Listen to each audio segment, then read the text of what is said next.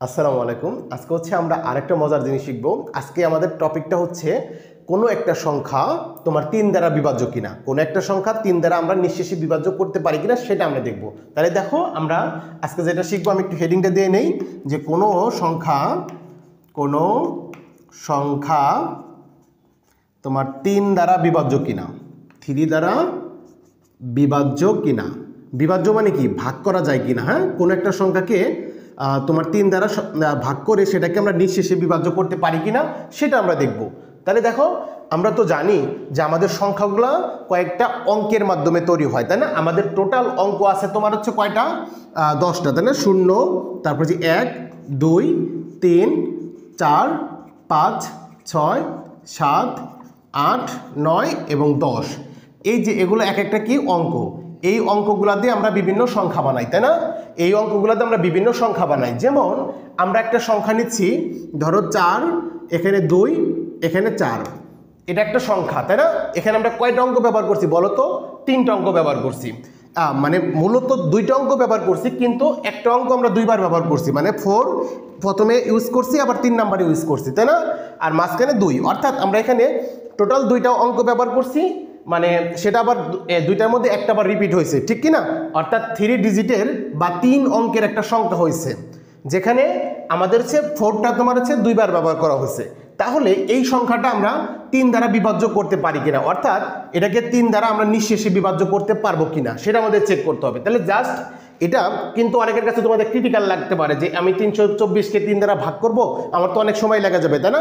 যদি ক্যালকুলেটর না থাকে বা ক্যালকুলেটর যদি না ইউজ করা যায় কোনো ক্ষেত্রে, তাহলে দেখো আমরা কিভাবে খুব সহজে এটা 3 দ্বারা বিভাজ্য কিনা আমরা বের করতে পারি। তাহলে দেখো, জাস্ট এখানে আমাদের যেহেতু 3টা তোমার হচ্ছে অঙ্ক ব্যবহার করা হয়েছে, এই 3টা অঙ্ক তুমি যোগ করবা। দেখো, প্রথমে আমরা হচ্ছে 4, তারপরে +4 আর একটা 2, এখানে আমাদের 2টা 4 ছিল, যে 2টা 4 যোগ করলাম, একটা 2 যোগ করলাম, যোগ করলে কত হবে বলো তো? যে 4 4 যোগ করলে 8, আর তার সাথে 2 যোগ করলে হবে তোমার হচ্ছে 10। এখন তুমি জাস্ট এই যে এই অঙ্কগুলো যোগ করার পরে যে সংখ্যাটা পাবা, যেমন আমরা 10 পাইছি, এই সংখ্যাটা তুমি 3 দ্বারা ভাগ করতে পারবে না, সেটা দেখবা। দেখো 10কে কি আমরা 3 দ্বারা ভাগ করতে পারি না?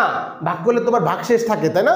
যে 3 দ্বারা ভাগ করলে আমাদের ভাগশেষ 1 থেকে যায়, তার মানে এই সংখ্যাটা আমাদের 3 দ্বারা বিভাজ্য নয়। আমি আরেকটা সংখ্যা নেই, দেখো আমরা এখান থেকে এই যে আমাদের অঙ্ক, সেই অঙ্কগুলো নিয়ে আমরা 3 অঙ্কের আরেকটা সংখ্যা নেই। সংখ্যাটা ধরো এখানে তোমার হচ্ছে ধরো আছে 3, এখানে আছে 6, এখানে আছে 2। হ্যাঁ, তাহলে আমরা একটা সংখ্যা নিলাম, সংখ্যাটার নাম কি? 362। তো এখানে আমরা 3টা অঙ্ক ব্যবহার করছি, ঠিক না?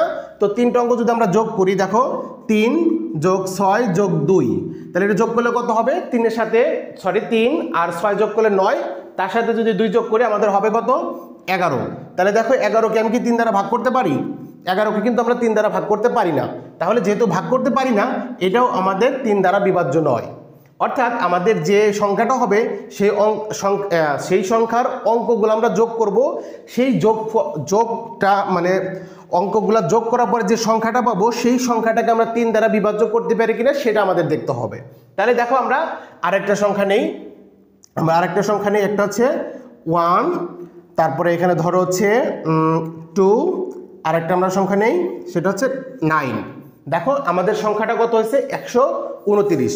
তো 129 সংখ্যাটার মধ্যে আমাদের 3টা অঙ্ক ব্যবহার করা হয়েছে, এই যে 1, 2 আর একটা 9। তো এগুলো তুমি যদি যোগ করো, দেখো 1 তার সাথে 2 যোগ 9, তার মানে এখানে 3 আর 9 যোগ করলে হবে 12। দেখো 12কে কিন্তু আমরা খুব সহজে 3 দ্বারা ভাগ করতে পারি, তাই না? 3 4 12 হয়। তাহলে দেখো এই সংখ্যাটা আমাদের কি হবে? তোমার যে 3 দ্বারা বিভাজ্য হবে, বুঝতে পারছো? তাহলে আমাদের যে সংখ্যাটা থাকবে, সেই সংখ্যার অঙ্কগুলো আমরা যোগ করব, যোগ করার পরে যে সংখ্যাটা পাবো, সেই সংখ্যাটা যদি 3 দ্বারা বিভাজ্য হয়, তাহলে ওই পুরো সংখ্যাটাই তোমার 3 দ্বারা বিভাজ্য হবে।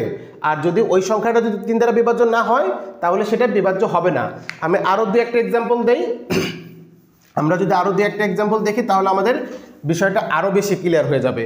তাহলে দেখো আমরা এখানে ধরো আমি 8 নিলাম, 8, আর এখানে একটা সংখ্যা অঙ্ক নেই 4, ঠিক আছে 4, আর এখানে একটা অঙ্ক নেই তোমার 3। তাহলে দেখো এখানে সংখ্যাটা হচ্ছে আমাদের 843। তাহলে 843 আমাদের 3 দ্বারা বিভাজ্য কিনা, এজন্য জাস্ট এগুলো যোগ করো। দেখো 8 আর 4 যোগ করলে 12, 12 সাথে 3 যোগ করো 15, তাই না? যে 8 4 আর 3 যোগ করলে কত হয় 15, এই সংখ্যাটা হয় 15। এখন এই সংখ্যাটা তুমি কি 3 দ্বারা ভাগ করতে পারো কিনা দেখো, 15কে কিন্তু আমরা 3 দ্বারা ভাগ করতে পারি, 3 5 15 হয়, ঠিক না? তার মানে আমরা 15কে যেহেতু ভাগ করতে পারি তাহলে এই সংখ্যাটা 3 দ্বারা বিভাজ্য। বুঝতে পারছো? আমরা আরও একটা এক্সাম্পল দেই, তাহলে আরও বিষয়টা ক্লিয়ার করতে পারবো। তাহলে দেখো আমি একটা সংখ্যা নিলাম, মনে করো 7, এখানে একটা 7 নিলাম, তারপরে আমি একটা সংখ্যা নেই ধরো 8, এখানে একটা 8 নিলাম, আমি আরেকটা সংখ্যা নেই 3। তাহলে দেখো আমরা কি নিছি 783।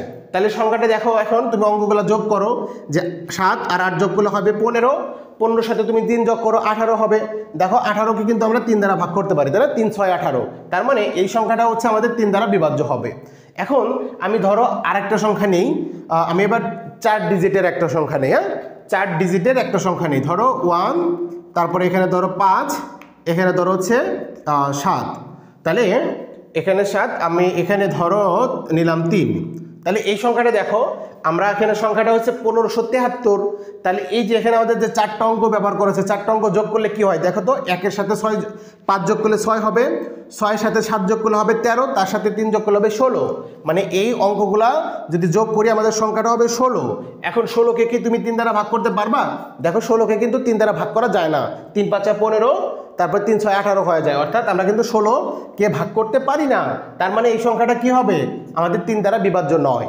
ঠিক আছে, আমরা আরও একটা 5 ডিজিটের একটা সংখ্যা নিই, হ্যাঁ আমরা এগুলো মুছে দিয়ে আমরা 5 ডিজিটের একটা সংখ্যা নিয়ে সেটাকে চেক করি, সেটা আমাদের 3 দ্বারা বিভাজ্য হবে কি হবে না। তাহলে দেখো আমরা তুলি, এখানে ধরো আমরা প্রথমে ধরো ছোট একটা সংখ্যা নিলাম, অঙ্ক নিলাম যে 1। আমরা আরও একটা অঙ্ক নেই, আমরা 5টা অঙ্ক নিব, এখানে নিলাম 6। তাহলে তারপর হচ্ছে আমি এখানে ধরো নিলাম 3, তারপরে হচ্ছে এখানে ধরো 2, তারপরে হচ্ছে তোমার কত নিব 7 10 12 হয়েছে তো, তাহলে আমি এখানে ধরো 6 নিই। তাহলে দেখো আমাদের এখানে 16,326, আমাদের এখানে একটা সংখ্যা নিছি, সেটা হচ্ছে 16,326, যেখানে আমরা টোটাল 5টা অঙ্ক ব্যবহার করছি, তাই না? এই যে 1 6 3 2 6, আমরা এখানে 5টা অঙ্ক ব্যবহার করছি, যেটার মধ্যে আমার 2টা অঙ্ক রিপিট হয়েছিল। তাহলে এইগুলো তুমি যোগ করো, দেখো 1 আর 6 যোগ করলে 7, 7-এর সাথে 3 যোগ করলে হবে তোমার 10, 10-এর সাথে 2 যোগ করো 12, সেই 12-এর সাথে 6 যোগ করো তাহলে 18 হবে। তাহলে 18, দেখো 18কে কিন্তু আমরা 3 দ্বারা ভাগ করতে পারি, 18কে 3 দ্বারা ভাগ করলে কত হবে, 3 6 18 হয়, তাই না? তাহলে 18কে যেহেতু আমরা ভাগ করতে পারতেছি, তার মানে এই 16,326টাকেও আমরা 3 দ্বারা ভাগ করতে পারবো। বুঝতে পারছো? তাহলে কিন্তু এই সংখ্যাটাও আমাদের 3 দ্বারা বিভাজ্য হবে। তাহলে এইভাবে কিন্তু আমরা খুব সহজে, যে আমাদের বড় বড় সংখ্যাও যদি দেওয়া থাকে, জাস্ট আমরা ওই সংখ্যার অঙ্কগুলো যোগ করব, সেই সংখ্যাটাকে দেখবো আমরা 3 দ্বারা ভাগ করতে পারি কিনা।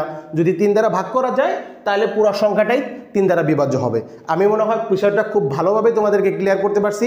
তো তোমরা কেমন বুঝলে একটু কমেন্টে জানাও, এবং এত সুন্দর টেকনিকটা তোমাদের বন্ধুদের সাথে একটু শেয়ার করো।